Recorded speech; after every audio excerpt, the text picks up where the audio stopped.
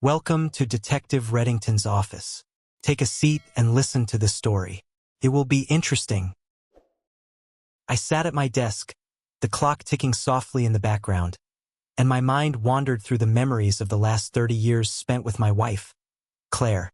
It was strange how those memories, so precious and vivid at one time, now felt like fragments of a story that wasn't entirely mine.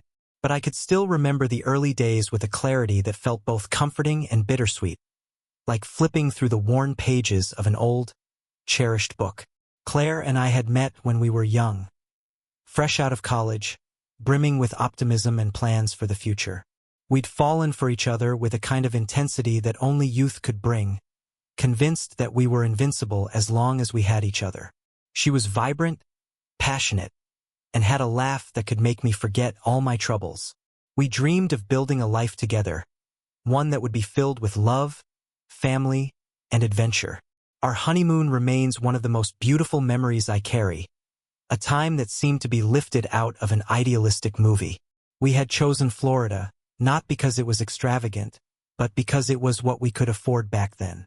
Money was tight, but it didn't matter. The warm, sunlit beaches of Clearwater welcomed us like an open-armed friend, and we quickly fell into a rhythm that felt timeless.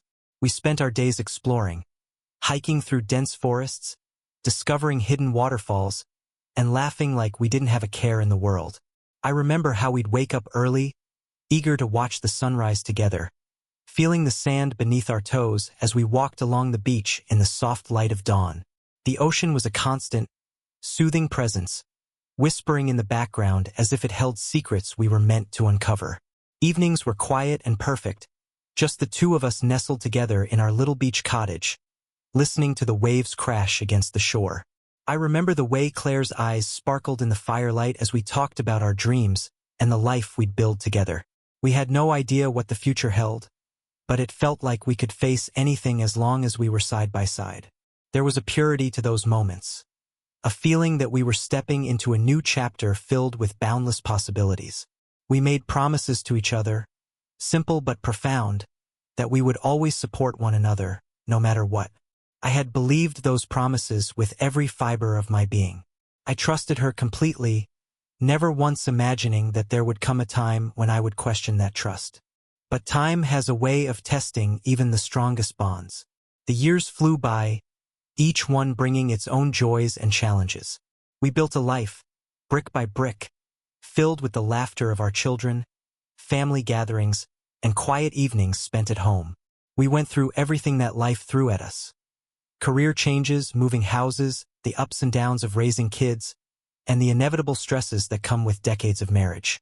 Through it all, I held onto the belief that we were still those two young dreamers from our honeymoon, building a future together. But as I sat at my desk that day, I couldn't shake the feeling that somewhere along the way, something had shifted. Life has a funny way of moving at its own pace. The years that followed our honeymoon seemed to blend together, each one adding a new layer to the life Claire and I were building. We bought our first small house on a quiet street, filled it with second-hand furniture and hand-me-downs from family, and spent countless weekends painting walls and putting up shelves, turning it into our own cozy little corner of the world. Claire loved decorating, and even on a tight budget, she had a knack for making our home feel warm and inviting. Every little touch was hers. The colors, the cozy pillows, the framed photos she arranged on every wall. It was her way of leaving her mark, and I loved that about her. The happiest day of our lives was when our first daughter, Emily, was born. I'll never forget the look on Claire's face when she held her for the first time.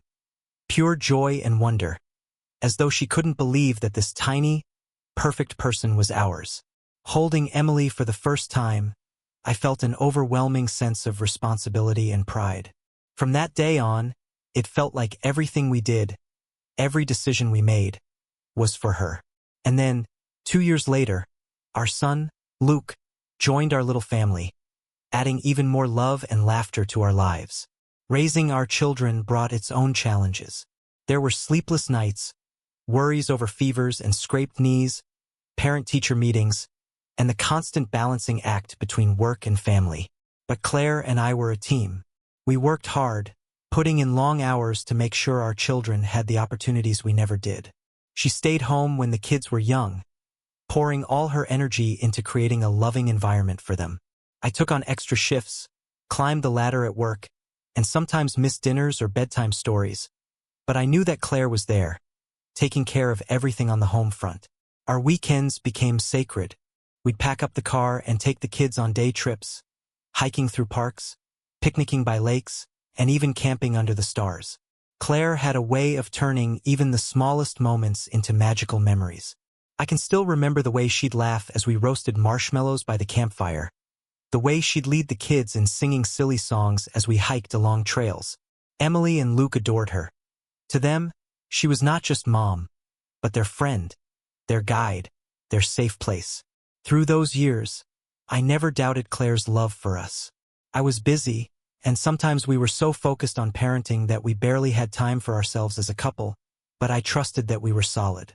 I believed we understood each other's sacrifices, that we were both working toward the same goals. And yet, in quiet moments, I would sometimes feel a flicker of distance, a sense that she was elsewhere, even as we sat side by side. But I would brush it off, telling myself that it was just the natural ebb and flow of a long marriage. As the kids grew older and more independent, Claire found a job she loved, working part-time at a local gallery. It was her way of stepping back into the world, of reclaiming a piece of herself that had been on hold during those early years of motherhood.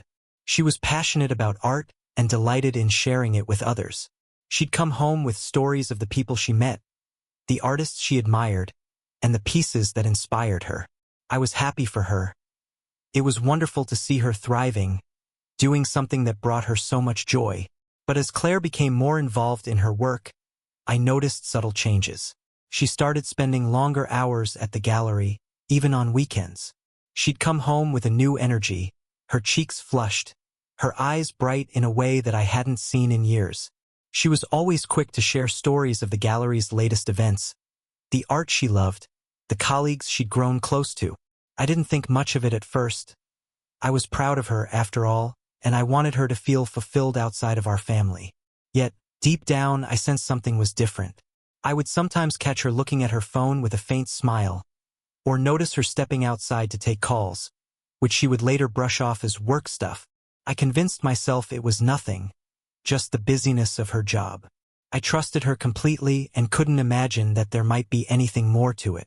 But as the years wore on, I couldn't ignore the nagging feeling that something was slipping through my fingers.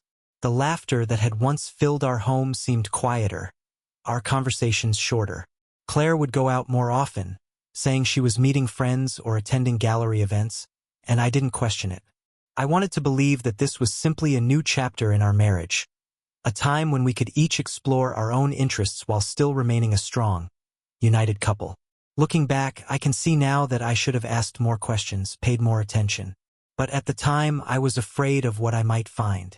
So, I kept my head down, focused on work, and tried to be a good husband and father. I told myself that whatever this was, it would pass, that Claire and I would eventually find our way back to each other, just as we always had before. As more time passed, I tried to adjust to this quieter phase in our marriage.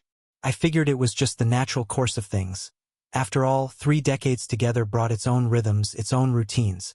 Our kids had become teenagers, busy with their own lives and dreams, and Claire and I often joked about finally having a bit of peace to ourselves after so many years of raising a family.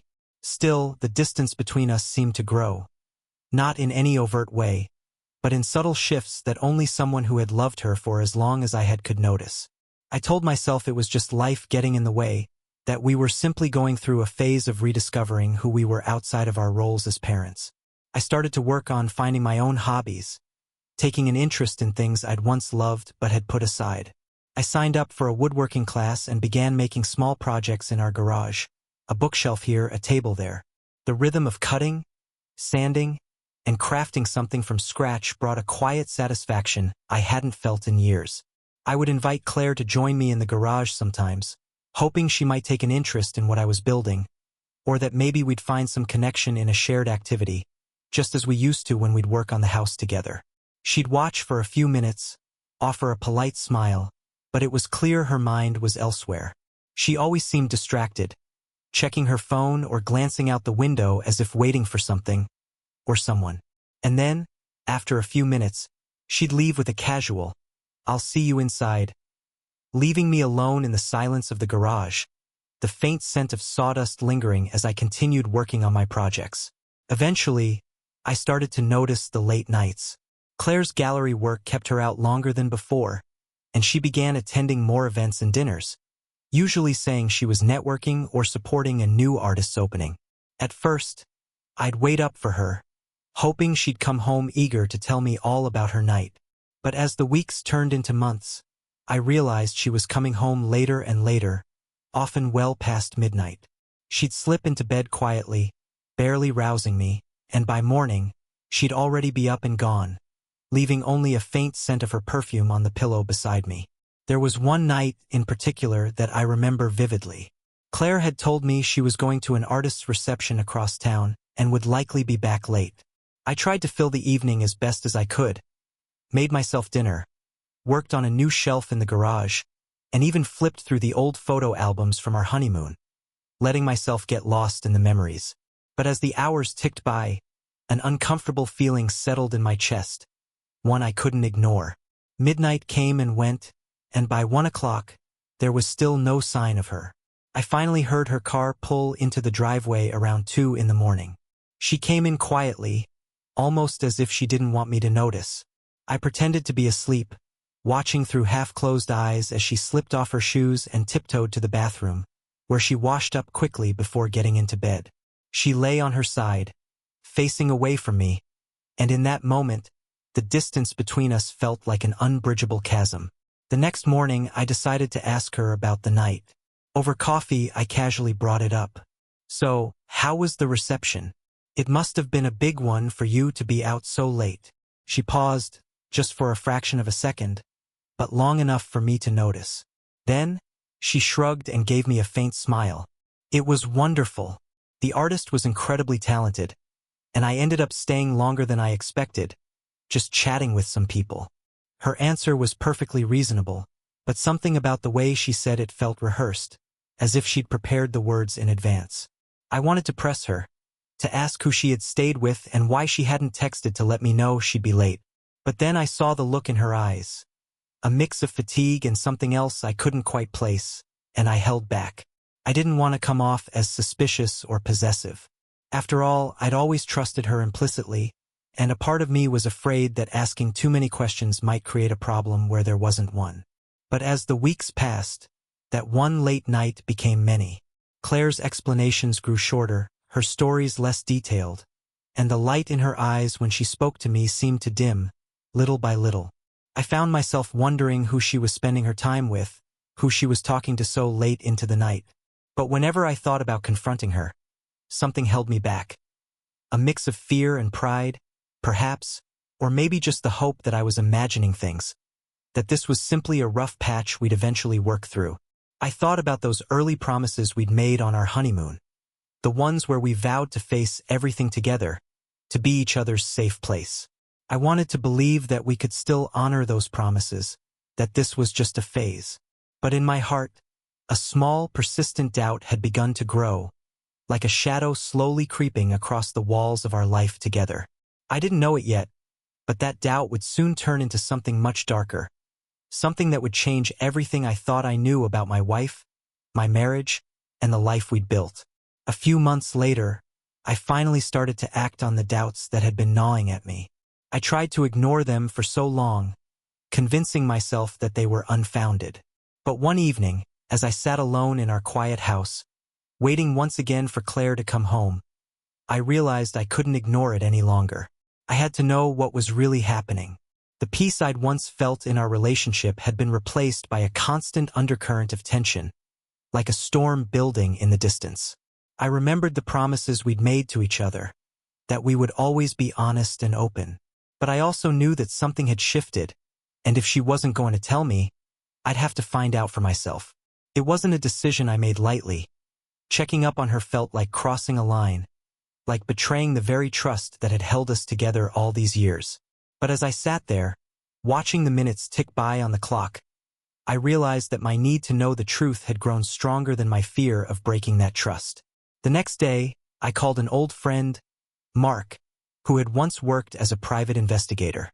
I hadn't spoken to him in years, but I knew that if anyone could help me discreetly, it would be him.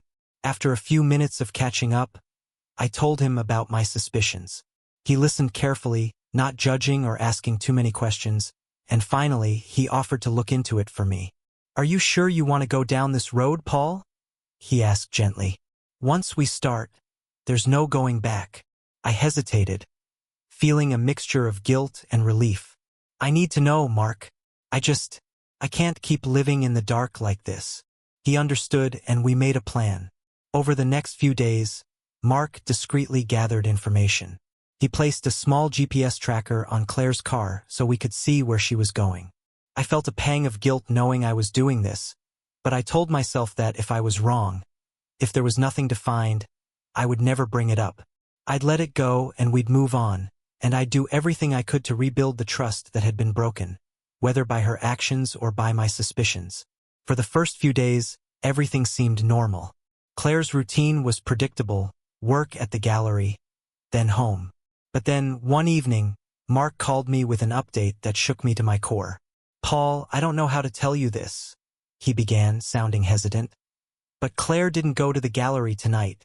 I felt my heart drop. "What do you mean?" "The GPS shows her car parked at a hotel across town," he said, his voice careful, as though he didn't want to hurt me with the truth. I could feel my hands shaking as I gripped the phone. I managed to thank Mark, telling him I'd be in touch. After I hung up, I sat in silence, the weight of his words pressing down on me like a heavy stone. Claire, my wife of 3 decades, was at a hotel, and I knew in my gut that it wasn't for work. I didn't sleep that night. My mind was racing, replaying moments from the past few months, looking for clues I might have missed. I felt like I was in some surreal nightmare, watching the life I'd built crumble around me. But part of me still wanted to believe there was an explanation. Anything that would make this all go away. The next morning, as Claire got ready for work, I forced myself to act normal, even though every instinct in me was screaming to confront her. I watched her carefully, noticing every little detail, the way she avoided eye contact, the way she seemed to be in a rush. It was as if she could sense the shift in me, though she couldn't quite place it. For the first time in our marriage, I felt like a stranger in my own home. When she left, I called Mark again. I needed more than just suspicions. I needed proof, something undeniable. Mark agreed to dig deeper, and over the next week, he kept me updated on her movements. Claire continued to visit the same hotel, each time staying for hours. I felt the anger and betrayal building inside me, but I forced myself to wait, to hold on until I had everything I needed. Finally, after a week, Mark provided the confirmation I dreaded but had somehow expected. Claire had been meeting another man, someone I didn't recognize. He provided me with photos, blurry but clear enough to tell the story I hadn't wanted to see. They were images of Claire and this stranger in intimate embraces, images that left no room for doubt. It was like a punch to the gut, a pain so intense that I felt physically ill. This was real. The woman I'd loved and trusted had betrayed me, and there was no escaping it. I spent the next few days in a haze, going through the motions of life, barely able to function. The betrayal consumed me, filling every thought, every quiet moment. I replayed memories in my head, wondering how long this had been going on, if there were signs I'd missed, if I could have somehow prevented it. But the more I thought about it, the clearer it became that this wasn't my fault. I had given her everything I could, and it still hadn't been enough. A part of me wanted to confront her, to demand answers, to make her feel the pain she'd caused. But as I sat alone in our empty house, I realized that nothing she could say would make a difference. She had made her choice, and there was no taking it back. In the days that followed, I found myself spiraling, caught between anger and despair. Everywhere I looked, I saw reminders of the life we'd built, the life I thought we'd share forever.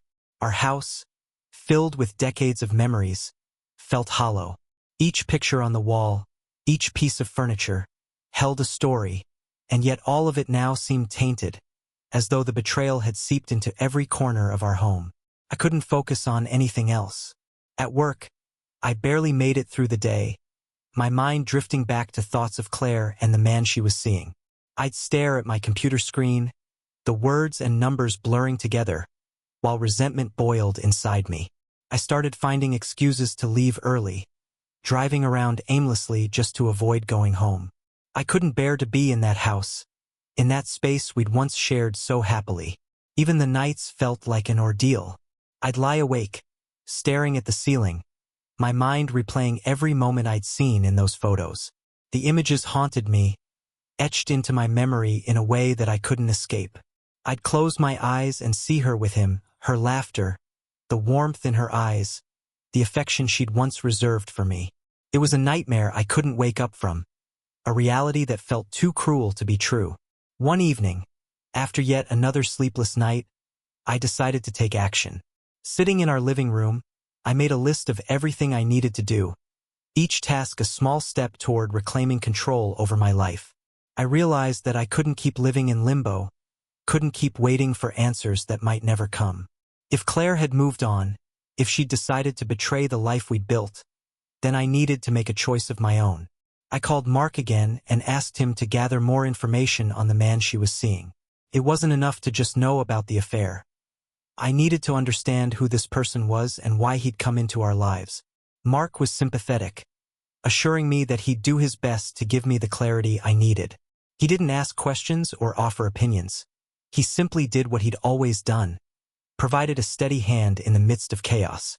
While Mark continued his investigation, I began to prepare myself emotionally for what was coming. I realized that confronting Claire wasn't going to be easy. There were so many things I wanted to say, so many emotions that I wanted to express, but I knew I'd have to keep my composure if I wanted any sense of closure. I didn't want to give her the satisfaction of seeing how deeply her betrayal had hurt me. If I was going to confront her, I needed to do it on my terms, without letting my anger get the better of me. One night, as I sat alone in the dark, I practiced what I would say. I imagined her reaction, pictured the look on her face when she realized I knew everything. Would she be remorseful, defensive? Would she try to deny it? Or would she finally admit the truth? The possibilities spun through my mind, each one bringing a fresh wave of pain and frustration.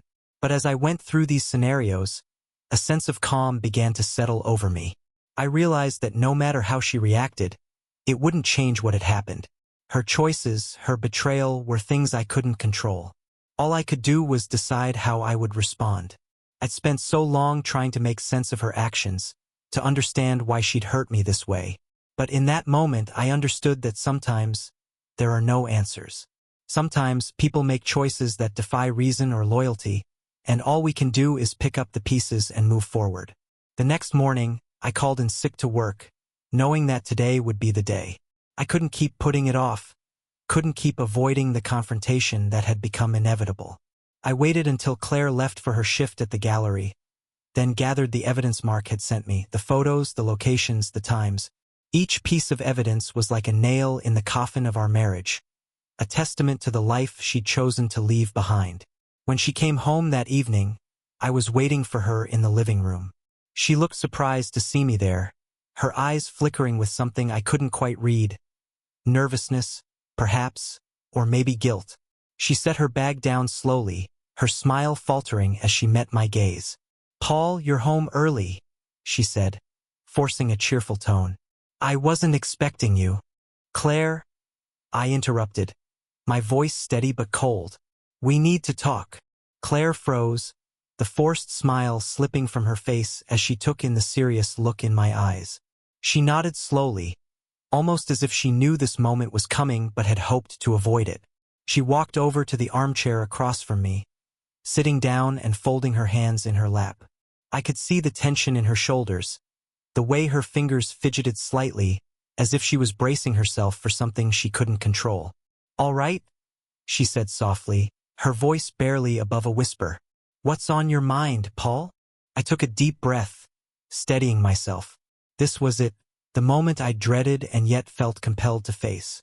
I reached for the folder on the table beside me, the one that held all the evidence Mark had gathered. With a calm I didn't know I possessed, I slid it across the table to her. "I know, Claire," I said, keeping my voice as steady as I could. "I know everything."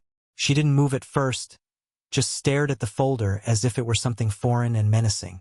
Her face paled, and for a moment, I thought she might deny it, might try to argue her way out. But as she opened the folder and saw the photos, the receipts, the records of her meetings with this man, her shoulders slumped and her head dropped. I watched her carefully, searching for any sign of remorse, any hint of regret, but she simply sat there, her gaze fixed on the table. "How long?" I finally asked, my voice barely hiding the hurt beneath my calm exterior. "How long have you been lying to me, Claire?" She sighed, her fingers tracing the edge of the folder, as if stalling for time. "Paul, she began, her voice breaking slightly. "I didn't mean for any of this to happen. It just did." "That's not an answer," I said, my tone sharper than I'd intended. "How long?"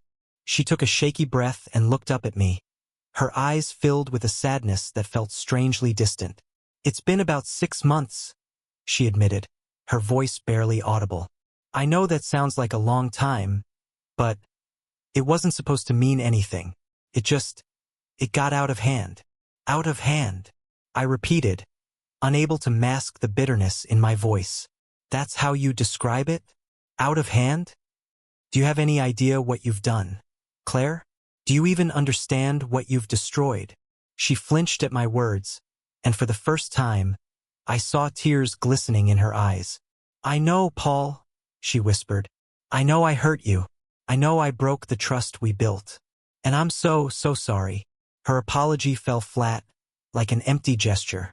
I'd imagined this moment 1,000 times, and yet, hearing her say those words brought no comfort, no closure. I realized then that no apology could ever make up for what she'd done, for the betrayal she'd chosen over the life we'd built together. "Why?" I asked, struggling to understand. "Why would you do this? After everything we've been through, everything we've built, why would you throw it all away?" She hesitated, her gaze dropping again. "I don't know," she finally admitted.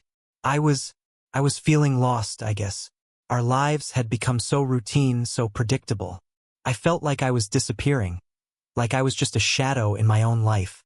And then he made me feel seen, like I mattered. "Like you mattered?" I repeated, feeling a surge of anger rise within me. "Claire, you mattered to me. You mattered to our family. You mattered to the life we spent 3 decades building together.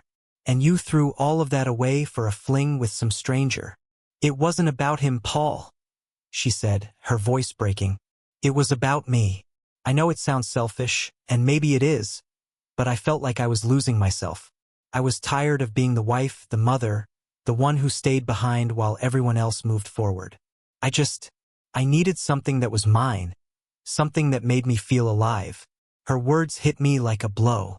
I realized that somewhere along the way we'd both changed, both drifted into lives that felt increasingly separate. But it didn't excuse what she'd done. It didn't justify the lies, the betrayal, the deceit. She had chosen to step outside of our marriage, to find herself at the expense of everything we'd built. "So you risked everything?" I said quietly, the weight of her actions settling over me like a heavy fog. "You risked our marriage, our family, for a feeling?" She didn't answer, just sat there, staring down at her hands, her expression one of quiet resignation. I could see that she was struggling, that she felt some measure of regret, but it wasn't enough.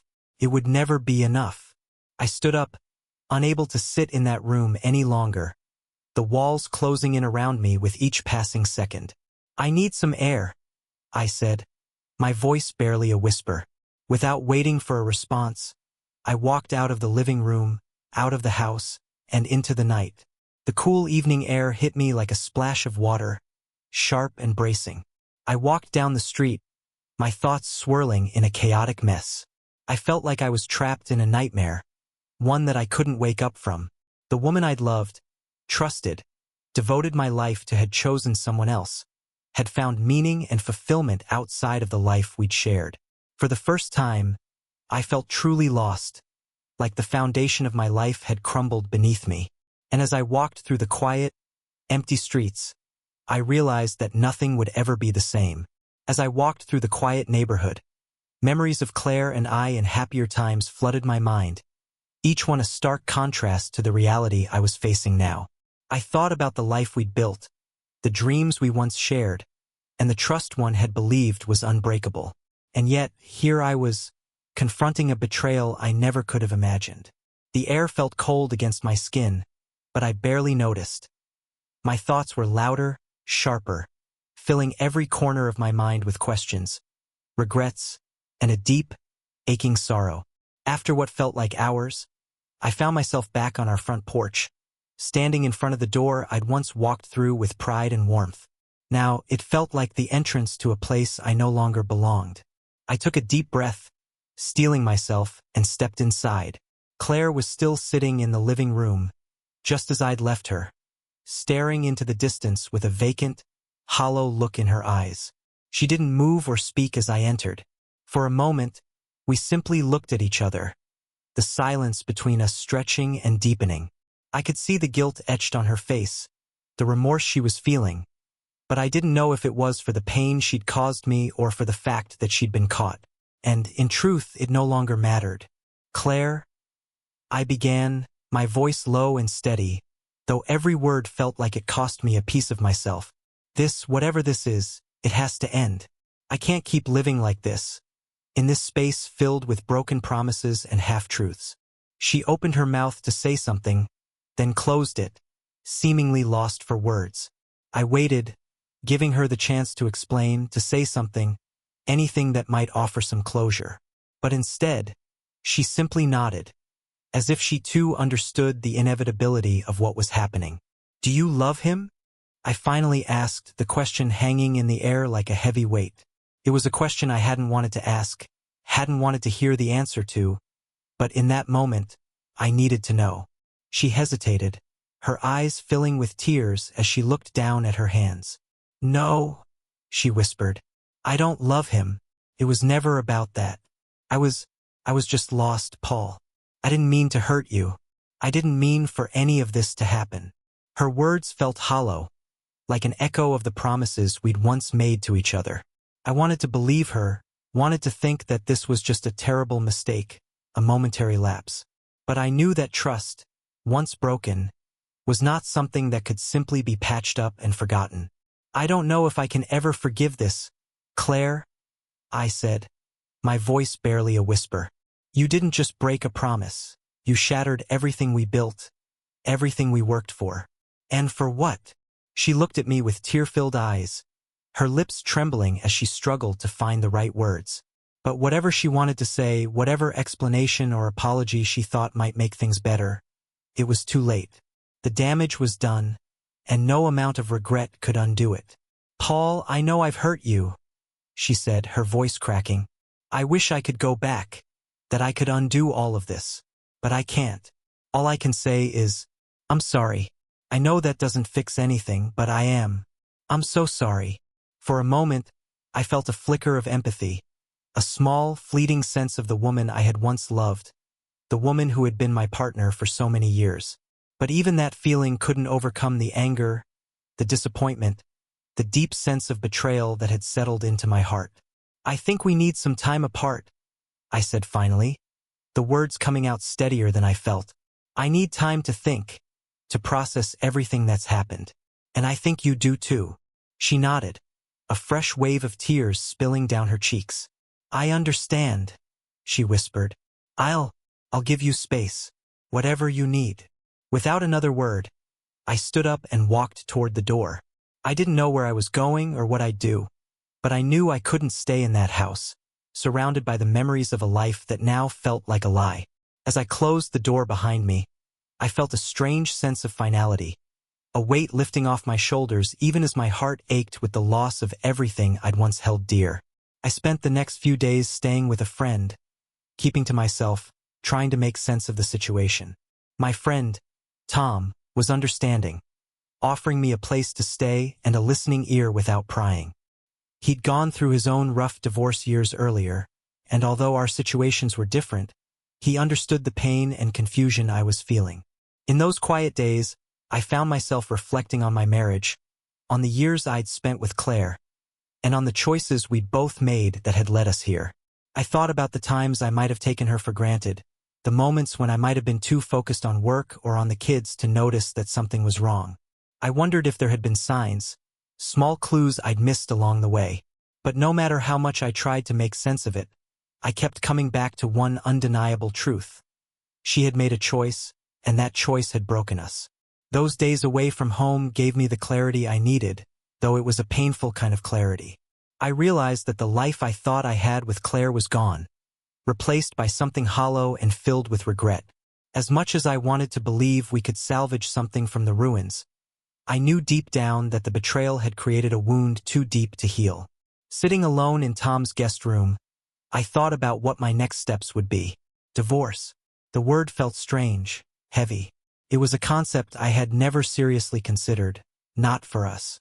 Claire and I had been through so much together, so many ups and downs, and I had always believed that we were stronger for it. But now, that belief felt like an illusion.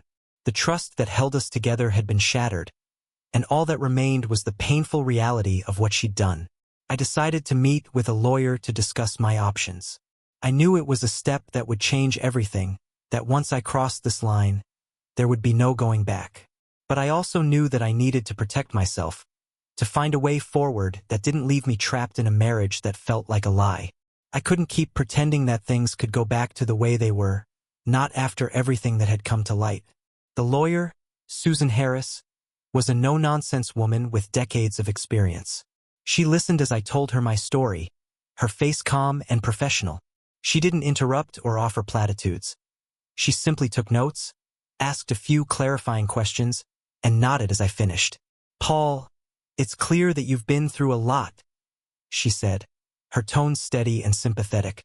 "Given the circumstances, we have a few options. You could pursue a no-fault divorce, which would be quicker and more straightforward.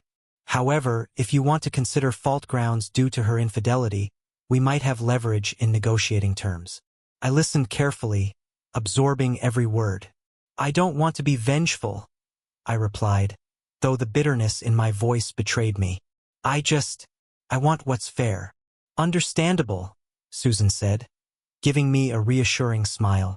"We'll handle this in a way that protects your interests. I'll take care of the paperwork, and we can file as soon as you're ready." As I left her office, I felt a strange sense of resolve, a feeling that I was finally taking control of my life again. The decision to end my marriage, to walk away from the woman I had once loved so deeply, was one of the hardest choices I'd ever made. But it was also the first step toward healing, toward finding a way to rebuild my life. When I returned to the house a few days later, Claire was there, waiting for me in the kitchen. She looked worn and tired, her face pale, her eyes red from crying. I could see that she'd been struggling with her own guilt and remorse, that the reality of our situation was sinking in for her just as it had for me. "I thought you'd left for good," she said softly, her voice trembling. "I needed time," I replied, my voice calm but firm. "And I'm here now because we need to talk about what comes next." She nodded, biting her lip as she looked down at the table. "I know I hurt you, Paul," she whispered, "and I know that I don't deserve your forgiveness.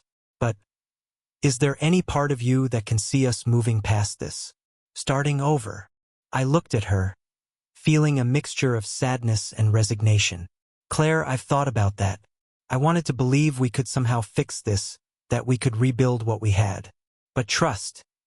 Once it's broken, it's almost impossible to repair." Tears filled her eyes, and she nodded, as if she had known this was coming but had hoped for a different answer.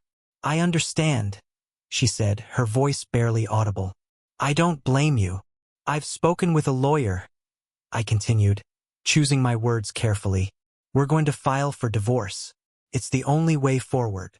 For a moment, she didn't respond, just sat there, letting the words sink in. I could see the pain on her face, the regret, but there was nothing left for us to say. We both knew that this was the end. Over the next few weeks, we went through the motions of dividing our lives, sorting through the pieces of a shared existence that had spanned 3 decades. We agreed to sell the house, each of us taking what we needed, leaving the rest behind. It was a process that felt surreal, like watching someone else's life fall apart from a distance. But with each item we packed, each paper we signed, I felt a small part of the weight lift, as though I was finally letting go of a life that no longer existed. On the day Claire moved out, we shared a final, quiet moment in the empty living room, the space that had once been filled with laughter and love now echoing with silence. She looked at me, her eyes filled with tears, and whispered, "I'm sorry, Paul. I really am." I nodded, feeling a sense of closure I hadn't expected. "Goodbye, Claire," I replied, my voice steady. And with that, she walked out of the house, leaving me alone with the memories of a life that was now behind me. In the weeks that followed, I began the long, slow process of rebuilding my life. The house felt emptier than ever, every room a reminder of the life Claire and I had shared. But I also realized that, in a strange way, this emptiness held a kind of freedom, a blank slate, a chance to start over on my own terms. The silence that once felt oppressive now started to feel like peace. I focused on creating new routines, filling the void with things I'd once neglected.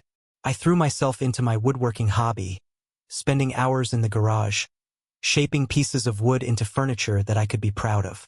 The steady rhythm of sanding, cutting, and building became a sort of therapy, a way to find clarity in the midst of everything that had happened. With each project I completed, I felt a little stronger, a little more grounded. I also reconnected with friends I'd lost touch with over the years. Tom, who had given me a place to stay during those first difficult days, introduced me to his circle of friends, a group of guys who met up every Saturday for breakfast and a round of golf. I'd never been much of a golfer, but they welcomed me with open arms, and soon those Saturday mornings became a new tradition. We'd talk about everything from work to life's big questions, sharing stories and laughs over endless cups of coffee. It was simple, but it reminded me that there was life beyond the confines of my past. One evening, Tom and I were sitting on his porch, watching the sunset as we sipped our drinks. He looked over at me, a thoughtful expression on his face. "You know, Paul, I haven't seen you this relaxed in years," he said, a slight smile tugging at the corner of his mouth. I nodded, realizing he was right. There was a newfound calmness within me, a sense of peace that had been absent for a long time. "It's strange," I admitted. "I thought losing everything would break me, but instead, I feel like I'm finally finding myself again." He clinked his glass against mine, his smile widening. "Welcome back to life, my friend." As the weeks turned into months, I began to feel more at home in my own skin. I joined a local woodworking club, where I met others who shared my passion. We'd gather once a week to work on projects, exchange tips, and just enjoy each other's company. For the first time in years, I felt like I was part of a community, a group of people who valued me for who I was, not as Claire's husband or as a father, but as a person with his own dreams and interests. I even started working on a project I'd always dreamed of, a large handcrafted dining table. It was the most ambitious piece I'd ever attempted, and it became a symbol of my own journey, a testament to the strength I was rediscovering. Each day, as I sanded and polished the wood, I felt a sense of purpose, a connection to something greater than the pain I'd endured. One afternoon, as I was working on the table, I got a call from my daughter, Emily. She'd been living out of state for a few years, busy with her career, and we hadn't spoken as often as I would have liked. But that day she sounded different, thoughtful, reflective. "Dad," she began, her voice warm and steady, "I just wanted to say, I'm proud of you. I know things haven't been easy, but you've handled everything with so much grace. You've shown me what it means to be strong." Her words touched me deeply, and I found myself choking up, unable to respond for a moment. "Thank you, Emily," I finally managed, my voice thick with emotion. "That means more to me than you'll ever know." We talked for a while, catching up on life, sharing stories and laughter. It was a conversation that reminded me of the importance of family, of the bonds that couldn't be broken by time or distance. I realized then that, despite everything, I hadn't lost everything. I still had my children, my friends, and, most importantly, a newfound sense of self. In those quiet moments, I began to understand that life was moving forward. Claire's betrayal was a chapter in my story, but it wasn't the whole book. I had the power to write the next chapters, to shape a life that was meaningful, fulfilling, and true to who I was. As the months passed, I continued to heal, to grow, to build a life that was mine. And one day, as I stood in my workshop, looking at the nearly completed dining table, a symbol of resilience, strength, and renewal, I felt a sense of peace wash over me. I was finally ready to let go of the past, to embrace the future with open arms. And the weeks that followed, I began the long, slow process of rebuilding my life. The house felt emptier than ever, every room a reminder of the life Claire and I had shared. But I also realized that, in a strange way, this emptiness held a kind of freedom, a blank slate, a chance to start over on my own terms. The silence that once felt oppressive now started to feel like peace.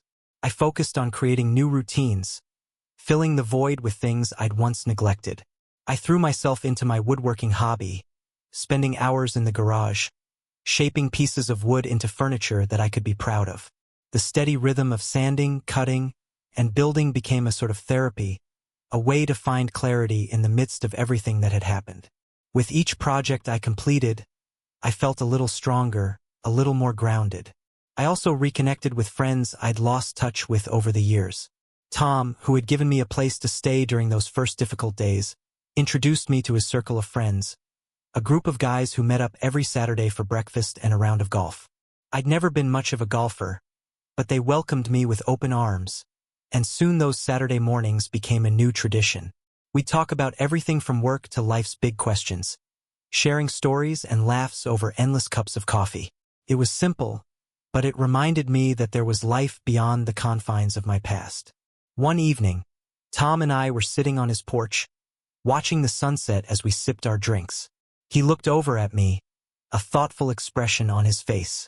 "You know, Paul, I haven't seen you this relaxed in years," he said, a slight smile tugging at the corner of his mouth. I nodded, realizing he was right. There was a newfound calmness within me, a sense of peace that had been absent for a long time. "It's strange," I admitted. "I thought losing everything would break me, but instead, I feel like I'm finally finding myself again." He clinked his glass against mine, his smile widening. "Welcome back to life, my friend." As the weeks turned into months, I began to feel more at home in my own skin. I joined a local woodworking club, where I met others who shared my passion. We'd gather once a week to work on projects, exchange tips, and just enjoy each other's company.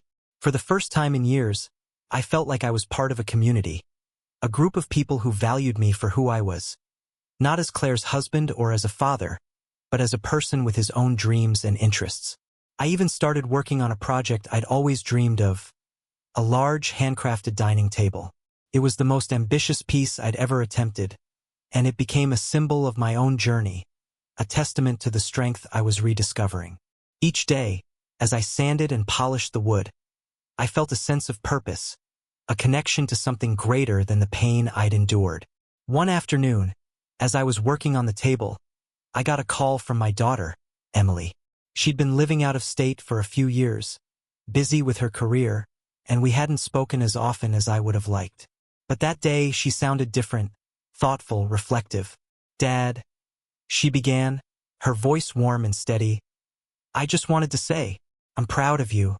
I know things haven't been easy, but you've handled everything with so much grace. You've shown me what it means to be strong." Her words touched me deeply, and I found myself choking up, unable to respond for a moment. "Thank you, Emily," I finally managed, my voice thick with emotion. "That means more to me than you'll ever know." We talked for a while, catching up on life, sharing stories and laughter. It was a conversation that reminded me of the importance of family, of the bonds that couldn't be broken by time or distance. I realized then that, despite everything, I hadn't lost everything. I still had my children, my friends, and, most importantly, a newfound sense of self. In those quiet moments, I began to understand that life was moving forward. Claire's betrayal was a chapter in my story, but it wasn't the whole book. I had the power to write the next chapters, to shape a life that was meaningful, fulfilling, and true to who I was. As the months passed, I continued to heal, to grow, to build a life that was mine. And one day, as I stood in my workshop, looking at the nearly completed dining table, a symbol of resilience, strength, and renewal, I felt a sense of peace wash over me. I was finally ready to let go of the past, to embrace the future with open arms. A year had passed since that painful chapter closed, and my life had taken on a new shape. The ache of betrayal still lingered, a faint scar that reminded me of what I'd been through, but it no longer defined me. I had moved forward, one small step at a time, reclaiming the parts of myself that had been buried under years of routine and compromise. And with each day, I felt more whole, more complete. My days were filled with simple pleasures, things I once took for granted. I'd wake up early, savor a hot cup of coffee while watching the sun rise, and then head to my workshop to continue my woodworking projects. That dining table I'd crafted, a labor of both love and healing, now sat proudly in my dining room, a reminder of my journey. I'd invite friends over for meals, laughter, and conversation, filling the space with a warmth I hadn't felt in years. It was a symbol of the resilience I'd found within myself, a testament to my ability to rebuild. Emily and Luke visited often, bringing their own stories and lives into my home. Emily had recently started dating someone serious, and I could see the spark in her eyes, a joy that reminded me of my younger self. Luke, always the free spirit, was traveling the world, sending postcards from far-off places, each one a reminder that life was meant to be explored, cherished, and lived fully. Our bond had deepened, our conversations richer, as they'd watched me rebuild my life with grace and determination. One evening, as I sat with Emily over dinner, she looked at me thoughtfully, a soft smile on her face. "You know, Dad," she said, "I think you're happier now than I've ever seen you." I looked at her, surprised by her observation, and then nodded. "I think you're right," I replied, realizing the truth in her words. It wasn't that life was perfect or that the scars had disappeared, but I had found a sense of peace, a contentment I hadn't known in years. The following spring, I joined a local community group that focused on mentoring young people interested in woodworking. It was a way to give back, to share the skills I'd spent years developing, and it filled me with a sense of purpose. I met people of all ages, backgrounds, and stories, each one drawn to the craft for their own reasons.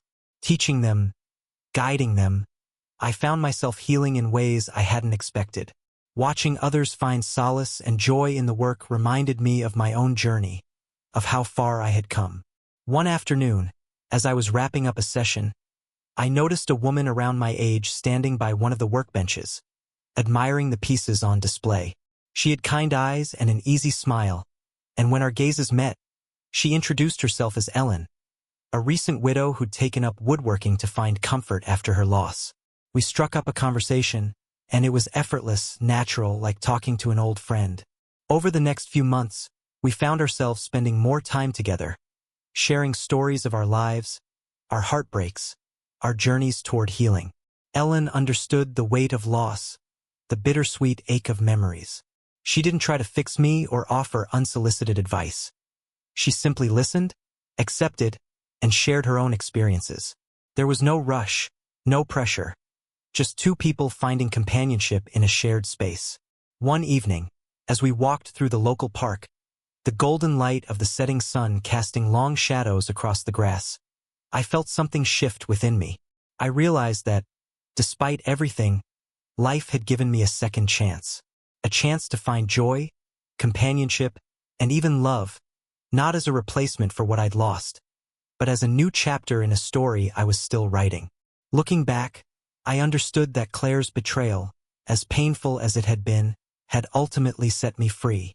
It had forced me to face truths I'd long avoided, to confront my own needs, my own dreams. And though I would never forget the life we'd shared, I was no longer bound to it. I was free to move forward, to embrace the future with an open heart. As Ellen and I sat on a bench, watching the sun dip below the horizon, I reached for her hand, feeling a quiet warmth settle over me. It wasn't the same as the love I'd known before, It was different, gentler, perhaps even wiser. And for the first time in a long time, I felt a genuine peace, a sense of completion. Life had tested me, had broken me in ways I couldn't have anticipated. But in the end, I had come out stronger, more resilient, and more at peace with who I was. I had learned that life was about change, about growth, and that sometimes the hardest lessons brought the greatest gifts. And as we sat there, two people who had each known loss, each known healing, I knew that this was just the beginning of a new chapter. One filled with hope, renewal, and the quiet understanding that, no matter what life threw our way, we would face it together.